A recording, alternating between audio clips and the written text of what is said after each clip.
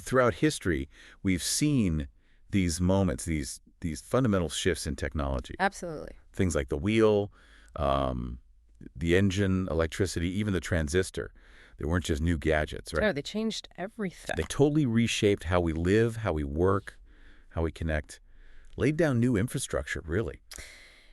And, well, it definitely feels like we're living through another one of those moments right now. It really does. The pace is something else. So today, on the deep dive, we're going deep into the economic impact of ChatGPT. People are calling it a productivity revolution, and we want to see what that actually means. Yeah, cut through the hype a bit. Exactly. Our mission for you, our listener, is to give you a clear shortcut to understanding this massive shift. We're digging into recent insights, direct from OpenAI's own data and research. Which is quite revealing. It is. We want to paint a picture of how AI, especially ChatGPT, is already changing work and, boosting productivity across lots of different sectors. The goal is to really highlight the potential here for a broader economic opportunity. Because at its core, they say AI isn't just software. It's described as scaling human ingenuity itself. Our ability to think, learn, create, build. That's a powerful concept. It sounds huge, doesn't it?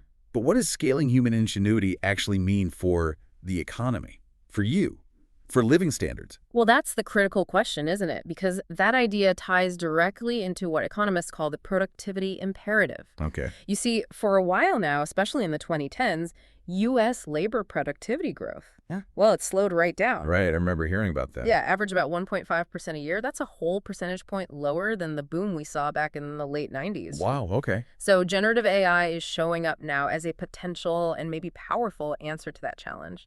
And we have to remember, productivity, that's the essential ingredient. It's the bedrock for raising living standards, improving quality of life for everyone. Okay, right. So let's unpack this adoption piece first. Yeah. Because when you talk about how fast the technology spreads, ChatGPT seems, well, it's in a league of its own. It really is. The numbers are staggering. I mean, 1 million users in just 5 days. Yeah. Then it jumps to 100 million users in, 2 months? 2 months. It's hard to even grasp that speed. And today, over 500 million users globally. Just phenomenal growth. And if you compare that, think about the internet or personal computers, ChatGPT was adopted way, way faster, getting to 100 million monthly active users in 2 months. Its adoption rate within 2 years was basically twice that of the internet. Twice the internet's early adoption rate. That puts it in perspective. It really does. Yeah. And it's reached so many people. Just 2 years after launch, 2 out of 5 U.S. adults said they'd used an AI product. That's incredibly fast integration. So what's fascinating here is why it spreads so quickly. What makes AI different from, say, the PC revolution or the internet rollout? Yeah, what's the secret sauce? Well, it seems to boil down to maybe 3 core things. First, it's just the ease of access. Okay, like the chat interface. Exactly. People get it. You type in a box. Prompting, just asking questions, it feels intuitive. There isn't this steep learning curve. Makes sense. So it's easy to adapt it to all sorts of tasks, personal stuff, work stuff, you name it. Okay, so ease of access is one. What else? Second is the low barrier to entry combined with high scalability. Meaning the free versions. Precisely. Companies like OpenAI offer free tiers, so you can experiment, play around, see if it's useful for you without spending a dime. Right. Try before you buy, essentially. Yeah, right. And once you find something that works, something valuable, it's generally pretty easy to scale up your usage. Okay, and the third thing? Just the sheer number of use cases, and crucially, there are so many more still being discovered. So it's not just for one specific thing. Not at all. People are using it for games, cooking help, serious data analysis, brainstorming creative ideas. The list goes on. And because they see benefits quickly, even small ones, it encourages them to keep trying it for new things. Which leads to more productivity gains. You got it. Continuous experimentation driven by tangible results. So putting that all together, this crazy fast adoption isn't just some tech fad. It really feels like a strong signal, a signpost for a meaningful impact on economic growth down the line. I think that's fair to say. You look at nearly all the economic forecasts, and even though the numbers vary a bit, they pretty much all agree. AI is expected to significantly boost productivity. That's a pretty consistent message. It is a very strong indicator of the shifts that are already happening. Okay, so moving to the practical side. With all these millions of users, what are Americans actually doing with ChatGPT, especially at work? Yeah, this is where it gets really interesting. The shift in workplace usage is dramatic. How dramatic? Well, today, 28% of employed U.S. adults say they use ChatGPT at work. That's up from just 8% in 2023. Wow, 8 to 28% in about a year. That's a huge jump. It's a massive adoption in the professional sphere, and the sheer volume is incredible. Globally, users send over 2.5 billion messages a day to the platform. 2.5 billion. Dory. Daily. And over 330 million of those are coming from the U.S. each day. Okay, so what are all these messages about? What tasks are people using it for? The data shows some clear patterns. The biggest chunk, roughly 20% of U.S. messages, is for learning and upskilling. Interesting. Like a tutor? Exactly like a personalized tutor, available on demand. People are using it to grasp new concepts, learn new skills. It basically shrinks that gap between being curious about something and actually understanding it. That's powerful, democratizing knowledge almost. In a way, yes. Then the next biggest category is writing and communication. That's about 18% of messages. So emails, reports. Emails, marketing copy, even drafting tricky compliance documents, things that used to take hours, people are doing in minutes. Which frees up brain power for other things. That's the idea, reallocating that sort of scarce cognitive bandwidth to higher value, more strategic tasks. Makes sense. What else? Well, for the more technical folks, programming, data science, and math account for about 7% of messages. And it's coding help. Yeah, both expert engineers using it for, say, generating boilerplate code or refactoring old stuff, and also maybe less experienced people, sometimes called vibe coders, using it to experiment and debug. Okay. Any other significant areas? There are smaller but still economically relevant segments, like design and creative ideation is around 5%, business analytics is 4%, and translation comes in at 2%. So a pretty wide range, even beyond the big ones. Definitely. It touches a lot of different professional activities. Now, you mentioned something interesting earlier about demographics. Ah, yes. If you zoom out and look at who is using it in the U.S., the user base skews noticeably younger. Oh, yeah? About 24% are between 18 and 24 years old, and another 32% are aged 25 to 34. So a big chunk are students and people early in their careers. Exactly, which means you have a whole generation becoming, you could say, AI natives. Like digital natives, but for AI. Precisely. They're integrating these tools into how they learn and work right from the start, and they'll carry that expertise into the workforce for decades. That could have some serious long-term economic ripple effects, couldn't it? Potentially huge compounding benefits over time, yes. So thinking about all these daily uses, learning faster, writing quicker, coding help, what stands out to you, our listener? Can you see how these small individual productivity bumps, when multiplied by millions, could start to add up to major economic change? It's a fascinating aggregation effect. Okay, so we've seen the rapid spread. We've seen what people are doing with it day to day. Now let's get specific. Let's zero in on the hard data.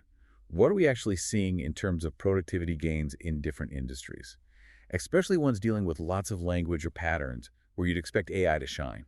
Right, moving from individual use to industry impact. And the findings from enterprise customers and various studies are pretty compelling. Give us some examples. Okay, take legal services. One study using OpenAI's O1 model found lawyer productivity jump between 34% and, in some cases, up to 140% across 6 different legal tasks. 140%. That's crazy. It is. And crucially, it wasn't just faster. The quality of the work improved, too, especially for complex things like persuasive writing or legal analysis. Quality improvement is key. Okay, what else? How about customer acquisition and support? Call center agents using an OpenAI model were, on average, 14% more productive handling customer queries. Okay, 14% is solid. It is. And what's really interesting there is that the biggest gains were seen among the less skilled workers. Ah, so it helped level the playing field a bit. It suggests AI can be a powerful tool for augmenting foundational skills. Also in that area, content creators using AI reported saving over 11 hours a week on marketing materials. 11 hours a week. That's more than a full workday saved. Significant time savings. Then look at consulting. In a lab experiment using GPT-4, consultants finished work 25% faster. They actually did 12% more tasks. And maybe most importantly, the quality of their work was rated 40% higher than the control group. 40% higher quality. Wow. Yeah. And again, it helped close skill gaps. Lower performing consultants saw a 43% boost, while even the top performers got a 17% bump. So it lifts everyone, but especially those who might need more support. That's what the data suggests. And we see it in government, too. A pilot program in Pennsylvania gave state workers ChatGPT access. What happened there? They saved, on average, 95 minutes per day, per worker. 95 minutes, that's over an hour and a half. Every day, on tasks like drafting documents, research, IT help. Cumulatively, that's like adding an extra 8-hour workday to their week. That's a huge capacity increase for public service. Absolutely. And one more quick one, education. A big study of U.S. K-12 teachers found they saved nearly 6 hours per week using AI tools. 6 hours. What were they using it for? Things like lesson planning, giving student feedback, modifying materials for different needs. That time saving is equivalent to nearly 6 extra weeks of teaching time over a school year. Weeks they could spend directly with students. Exactly. More time for human connection and focused teaching. So all these examples, legal, support, consulting, government, education, what's the common thread here?